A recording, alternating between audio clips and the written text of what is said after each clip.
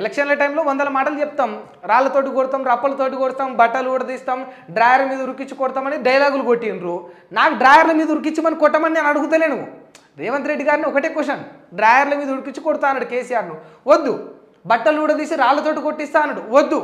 ఉరి తీపిస్తా అన్నాడు, వద్దు. పెడాలతోటి కొట్టిపిస్తా అన్నాడు, వద్దు. ముక్కు నేలకు రాపిస్తా అన్నాడు, వద్దు. ఇవేవి చేయాలి?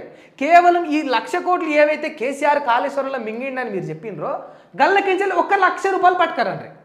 ఒక్కటే 1,00,000. మళ్ళీ నేను 1,00,000 కోట్లు కూడా అడుగుతలేను, 1,00,000 బయటికి పట్టుకరండి. మీకు చాతనైతే నిజంగా మీరు నిజాయితీ పరులైతే మీ కాడ ఆ దమ్ము ఉంటే పట్టుకరండి. పట్టుకొచ్చిన తర్వాత ఇప్పుడు నేనే అడిగిన కదా మీకు చాతనైతే పట్టుకరండి అని, నేనే మీకు సలాం కొట్టి రేపు మార్నింగ్ న్యూస్లో మళ్ళీ ఈడేసి ఒక దండ చేపించి మీకు దండకు బొట్టు పెట్టి మీకు ఒక బొట్టు పెట్టి పాలాభిషేకం నేను చేస్తాను. అరే మాట మీద నిలబడ్డ మొగోడు రేపే మా ముఖ్యమంత్రి అని నిజంగా చెప్తా ఉన్నాను. బాగా చెప్తే 1,00,000 కోట్లు తీసుకురండి. డ్రైవర్ మీద ఉడికించి కొడతా, డబ్ల్యూడబ్ల్యూ ఆడతా, నేను పంగల్ తీరుతా, బట్టలు నింపుతా, రాళ్ళతోటి కొడతా. ఎందుకు? ఎవడికి ఉపయోగం? నీకేం ఉపయోగం? నాకేం ఉపయోగం? తెలంగాణ బిడ్డలకేం ఉపయోగం? ఎవరికేం ఉపయోగం? వాటి వల్ల ఇక పొద్దున్న లేచి ఇన్స్టాగ్రామో లేకపోతే వాట్సాపో లేకపోతే అవి ఎవరు స్క్రోల్ చేసి అలా 100 వింటాం విషయాటి.